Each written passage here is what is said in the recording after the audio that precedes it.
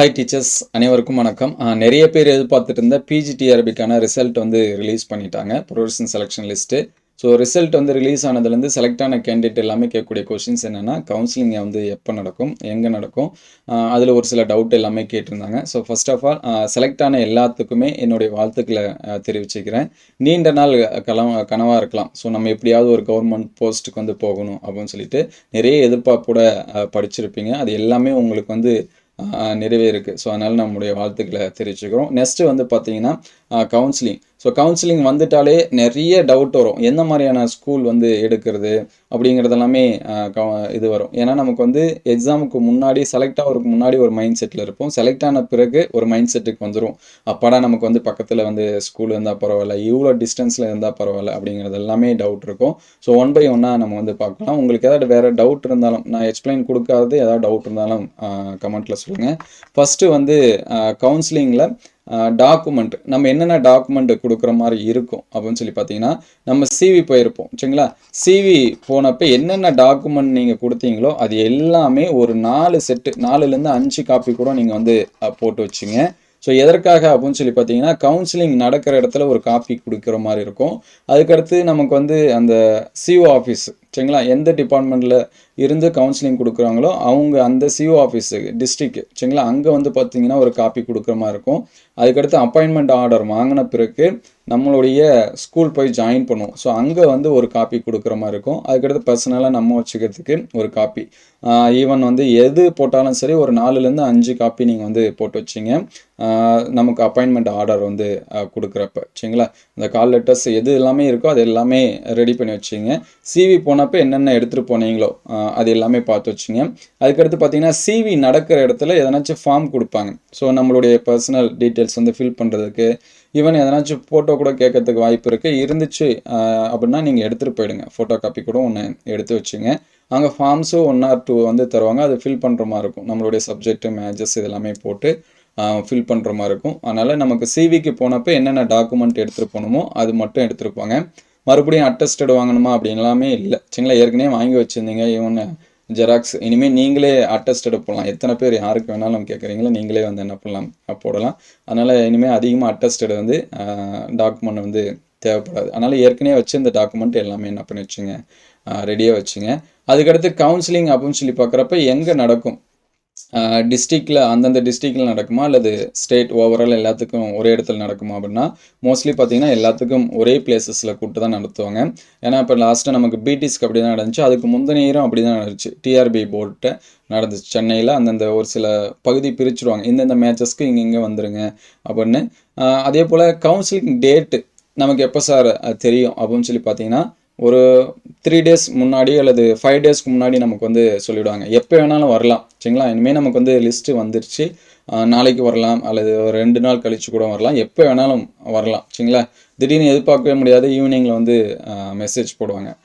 Even வந்து கவுன்சிலிங்கான date இதெல்லாமே ஓவராலாக சொல்லிட்டாலும் அந்தந்த டிபார்ட்மெண்ட்லேருந்து உங்களுக்கு கால் பண்ணுவாங்க. அந்தந்த சிஓ ஆஃபீஸ்க்கு பார்த்தீங்கன்னா உங்களுக்கு வந்து போய்டும். அந்தந்த டிபார்ட்மெண்ட்லேருந்தே மெசேஜ் இதெல்லாமே சொல்லுவாங்க. இந்த மாதிரி இந்த இடத்துல உங்களுக்கு கவுன்சிலிங்கு நீங்கள் வந்துருங்க அப்படின்னு சொல்லி சொல்லுவாங்க. அந்தந்த சப்ஜெக்ட் வைஸாகவே உங்களுக்கு வந்து கால் இதெல்லாமே வரும். ஸோ அதனால் நீங்கள் வந்து எந்த ஒரு படத்தில் நம்ம அப்டேட் வந்துச்சுன்னா உடனே வீடியோவும் அப்டேட் பண்ணுவோம். ஸோ எல்லாத்துக்குமே ஒரே இடத்துல தான் கவுன்சிலிங் வந்து கூப்பிடுவாங்க. சப்ஜெக்ட் வைஸாக அந்த ரூம் அல்லது ஒவ்வொரு ஸ்கூலுக்கு இந்தந்த ஸ்கூலுக்கு இந்தந்த சப்ஜெக்ட் வாங்க அப்படின்னு சொல்லிவிடுவாங்க.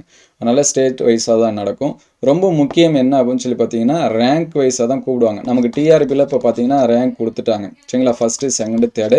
இனிமேல் இதுதான் நம்மளுடைய நம்பர்ஸ். அடுத்து நடக்கக்கூடிய கவுன்சிலிங்காக இருக்கட்டும் அல்லது வந்து அந்த ப்ரொமோஷன் பேனல் லிஸ்ட்டு எல்லாமே பார்த்தீங்கன்னா இதன் அடிப்படையில் தான் நமக்கு வந்து கூப்பிடுவாங்க. ஒரு சில பேருக்கு வந்து டவுட் இருக்கும், நான் வந்து ஃபஸ்ட் ரேங்க்கு, செகண்ட் ரேங்க்கு, முன்னாடி மார்க்ஸு அப்படிங்கிற இதெல்லாமே இங்கே இல்லை. பிளேஸ் அப்படின்னு சொல்லி பார்க்குறப்ப நமக்கு இருந்துச்சுன்னா எடுத்துக்கலாம், இல்லைன்னா அடுத்து இருக்கிறவங்களுக்கு தான் அந்த மாதிரி தான் சான்சஸ் வந்து போகும் சரிங்களா. இனிமேல் நம்மளுடைய ரேங்க் எல்லாமே பார்த்தீங்கன்னா 1, 2, 3 இந்த டிஆர்பி ரேங்க் வச்சு தான் நமக்கு வந்து கூப்பிடுவாங்க. ஒன் பை ஒன்னாக நமக்கு வந்து இருக்கும் சரிங்களா. இதுக்கு முன்னாடி தான் பார்த்தீங்கன்னா ஒரு 4 to 5 yearsக்கு முன்னாடி அந்தந்த டிஸ்ட்ரிக்ட் வைஸாக நடத்திட்டு அதுக்கப்புறம் ஸ்டேட் கவுன்சிலிங் சொல்லுவாங்க. இப்போ ஓவராலாக எல்லாத்துக்குமே ஸ்டேட் கவுன்சிலிங் தான். ஸோ அதுக்கடுத்து நெக்ஸ்ட்டு பார்த்தீங்கன்னா வேக்கன்சி டீட்டெயில்ஸு. வேகன்சி டீட்டெயில்ஸை பொறுத்த வரைக்கும் நமக்கு கவுன்சிலிங்க்கு முன்னாடியே தெரிஞ்சிடும். நமக்கு வாட்ஸ்அப் குரூப்பில் வந்து ஷேர் ஆகும். நம்மளோட வீடியோவுமே அப்டேட் பண்ணுவோம். அதோட பிடிஎஃப் எல்லாமே ஷேர் பண்ணுவோம். அதர்வைஸ் நீங்கள் அங்கே எந்த பிளேஸ்க்கு போனாலுமே அங்கே ஒட்டுவாங்க. சரிங்களா? எந்தெந்த ஸ்கூலில் எந்தெந்த டிஸ்ட்ரிக்டில் வேகன்சி இருக்குது, அது கோஎட் ஸ்கூலா, பாய்ஸ் ஸ்கூலா, கேர்ள்ஸ் ஸ்கூலா, எல்லா டீட்டெயில்ஸுமே என்ன பண்ணுவாங்க அப்படின்னா அங்கே ஒட்டி வச்சுருப்பாங்க. அதனால் நீங்கள் எந்த ஒரு பதட்டமும் அடைய தேவையில்லை. சரிங்களா? அதுக்கடுத்து ஸ்கூல் செலெக்ஷன். ஸோ இதுதான் ரொம்ப ரொம்ப முக்கியமானது. சரிங்களா? ஏன்னா நம்ம என்ன தான் பண்ணியிருந்தாலும், பாஸ் பண்ணியிருந்தாலும், ஈவன் ஃபஸ்ட் ரேங்க்கே எடுத்திருந்தாலும், ஒரு சில பேருக்கு வந்து ஸ்டேட் ஃபஸ்ட்டாக இருப்பாங்க, அல்லது டிஸ்ட்ரிக்ட் ஃபஸ்ட் ரேங்க் எடுத்திருப்பாங்க. அவங்களுக்கு பார்த்தீங்கன்னா சொந்த டிஸ்ட்ரிக்ட் வந்து கிடைக்காது. ஆனால் ஒரு சிலர் வந்து லாஸ்ட் ரேங்காக இருப்பாங்க. ஆனால் அவங்களுக்கு சொந்த டிஸ்ட்ரிக்ட் வந்து கிடைச்சிரும். அதுக்கான ரீசன் என்னென்னா அவங்கவுங்க டிஸ்ட்ரிக்டில் இருக்கக்கூடிய வேக்கன்சியை பொறுத்து. உதாரணத்துக்கு இப்போ பார்த்தீங்கன்னா ஒரு சில மேஜர்ஸ்க்கு சேலம், நாமக்கல், ஏன்னா இப்போ எங்களுக்கு ரெகுலராக ஒர்க் பண்ணிகிட்டு இருக்கவங்க அவங்களுக்கு டீச்சர்ஸ்க்கே பார்த்தீங்கன்னா அவங்க வேக்கன்ட் இல்லை அப்படின்லாமே இருக்குது. சரிங்களா? அதனால் வேக்கன்சி இல்லை, எந்த டிஸ்ட்ரிக்டில் அதிகமாக இருக்கோ அதுதான் ஃபஸ்ட்டு இதெல்லாமே காமிப்பாங்க. நீங்கள் சொந்த டிஸ்ட்ரிக்டாக இருந்தாலும் உங்களுக்கு வந்து நீங்கள் ஃபஸ்ட் ரேங்க்கே எடுத்திருந்தாலும் உங்கள் டிஸ்ட்ரிக்டில் வேகன்சி இருந்தால் தான் உங்களால் எடுக்க முடியும். இல்லைனா பக்கத்து டிஸ்ட்ரிக் தான் நம்ம வந்து எடுக்கணும். அப்படி செலக்ட் பண்ணுறப்ப என்னென்ன பண்ணணும் அப்படிங்கிறதையும் நம்ம வந்து கண்டினியூ பார்ப்போம். ஸோ ஃபஸ்ட்டு பார்த்தீங்கன்னா உங்களுக்கு ஸ்கூல் செலெக்ஷன் பண்ணும்போது லொக்கேஷன் கரெக்டாக பார்த்து வச்சிங்க. ஒரு 10லேருந்து 20 ஸ்கூல் உங்கள் டிஸ்ட்ரிக்டே இருந்தாலும் சரி அந்த மாதிரி எழுதி வச்சிங்க.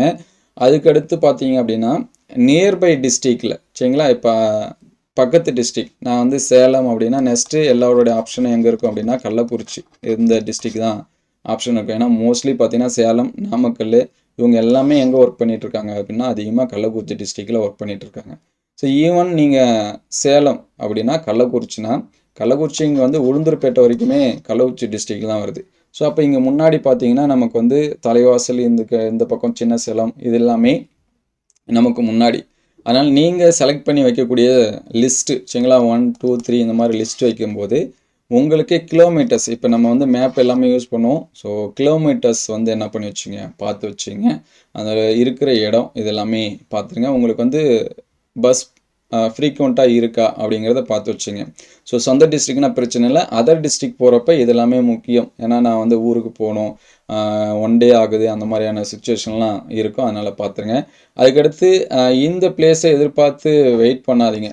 ஹச்ஆர்ஏ பிளேஸை இங்கே போனால் கொஞ்சம் நமக்கு ஹச்ஆர்ஏ வந்து அதிகமாக இருக்கும் அப்படின்னு சொல்லிட்டு அந்த மாதிரி ஒரு சில பேர் வந்து பார்ப்பாங்க. இருந்தாலும் உங்களுக்கு கன்வீனியண்ட்டாக இருக்கா பாருங்கள். மெயின் இதெல்லாமே இருக்கான்னு பாருங்கள். அதே மாதிரி தங்கிறதுக்கான இடம், சரிங்களா?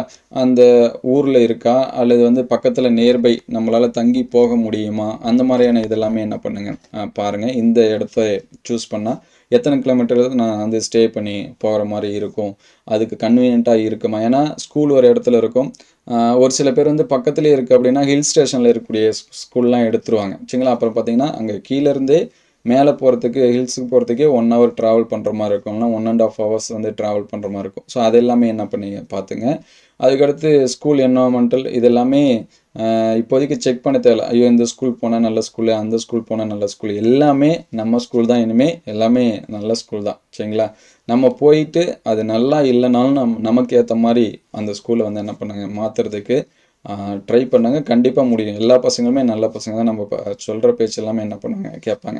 எப்பயுமே தெரியும், நம்ம படிக்கிறப்பே தெரியும், கிளாஸுக்கு 1 or 2 வந்து பேச்சு கேட்காம தான் இருப்பாங்க. அது எல்லா இடத்துலையும் இருக்க தான் செய்யும். அதனால் வெளியில் வந்து ஐயோ கவர்மெண்ட் ஸ்கூல் இந்த மாதிரி இந்த பசங்களாம் இப்படி தான் பண்ணுவாங்க அப்படின்னு சொல்லி பார்த்துட்டு அந்த ஸ்கூலில் வந்து பக்கத்துலேயே இருந்தாலும் ஒரு சில பேர் எடுக்க மாட்டாங்க. ஐயோ அங்கே போனால் பிரச்சனையான ஸ்கூலு அப்படின்னு சொல்லிட்டு. நீங்கள் எந்த ஸ்கூலுக்கு போனாலும் இதை விட இன்னொன்று, சரிங்களா, இருக்க தான் செய்யும், சரிங்களா? அதனால் நியர்பையாக இருந்தால் கண்டிப்பாக நீங்கள் என்ன பண்ணுறீங்க எடுத்துருங்க.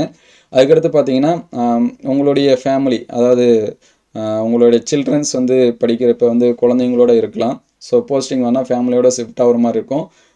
ஸ்கூல் வந்து படிக்க வைக்கிறதுக்கு இதுக்கு எல்லாமே கன்வீனியண்ட்டாக இருக்குமா, நீங்கள் எடுக்கக்கூடிய ஸ்கூலு அல்லது எந்த இடத்துல எடுக்கலாம் அப்படிங்கிறது எல்லாமே என்ன பண்ணி வச்சிங்க, பிளான் பண்ணி வச்சிங்க. நமக்கு ரேங்க் வைஸாக தான் எல்லாமே கூடுவாங்க.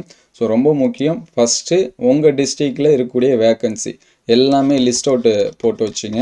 ஸோ நெக்ஸ்ட்டு பார்த்தீங்கன்னா உங்கள் டிஸ்ட்ரிக் இங்கே இருக்குது, நீங்கள் ஏ அப்படிங்கிற டிஸ்ட்ரிக்னால் பி, சி, சரிங்களா? உங்களை சுற்றி என்னென்ன டிஸ்ட்ரிக் இருக்கோ உங்களுக்கு கன்வீனியண்ட்டாக இருக்கிற மாதிரியான ஸ்கூல் லிஸ்ட்லாம் என்ன பண்ணி வச்சிங்க, ரெடி பண்ணி வச்சிங்க. ஏன்னா ஃபைனலில் அங்கே போயிட்டு பார்த்துக்கலாம், நமக்கு வந்து முன்னாடி காமிப்பாங்க, டக்குன்னு எடுக்க சொல்லாங்க உடனே சீக்கிரம் எடுங்க டைம் ஆகுது. ஏன்னா நமக்கு 2 நாள்லாம் கவுன்சிலிங் நடக்கும். ரொம்ப நம்ம 200 பேர் இருக்கோம். ப்ராசஸ் வந்து முடியறதுக்கே ஈவினிங் நைட் இந்த மாதிரி ஆகிடும். அதனால் நம்ம சிஸ்டத்தில் போய் உட்காந்தோம் அப்படின்னா ஒரு 2 நிமிஷம் 3 நிமிஷம் அந்த ஸ்கூல் லிஸ்ட் இது எல்லாமே காமிக்க சொல்லுவாங்க. ஈவன் பாட்னி அண்ட் சுவாலஜி மேஜர்ஸ்க்கு நான் தனியாகவே அடுத்த வீடியோவில் அப்டேட் பண்ணுறேன். அங்கே ஒரு சில டிஃபிகல்ட்டி இதெல்லாமே இருக்குது. அந்த மேஜர்ஸ்க்கு வந்து கொஞ்சம் செக் பண்ணி தான் இருக்கணும். ஸோ இதெல்லாமே பார்த்து வச்சுங்க. கவுன்சிலிங் நமக்கு வந்து உடனே என்ன பண்ணுறாங்க சொல்லிவிடுவாங்க. ரொம்ப லேட்லாம் ஆகாது. ஈவன் 2019 எங்கள் பேட்ச் தான் பார்த்தீங்கன்னா 1 மந்த்துக்கு மேலே வெயிட் பண்ணோம். டிசம்பர் ஜனவரி வரைக்கும் 2 மாதம் கிட்டத்தட்ட. பிப்ரவரி 12 தான் எங்களுக்கு வந்து என்ன பண்ணாங்கன்னா போஸ்டிங் கொடுத்தாங்க. ஆனால் அதுக்கடுத்து நடந்த டிஆர்பி 2022லாம் உடனே கொடுத்துட்டாங்க சரிங்களா. அதனால் எப்போ வேணாலும் நமக்கு வந்து கவுன்சிலிங்க்கான அந்த ப்ராசஸ் எல்லாமே வரும். நமக்கு மெசேஜ் இதெல்லாமே தெரியும்.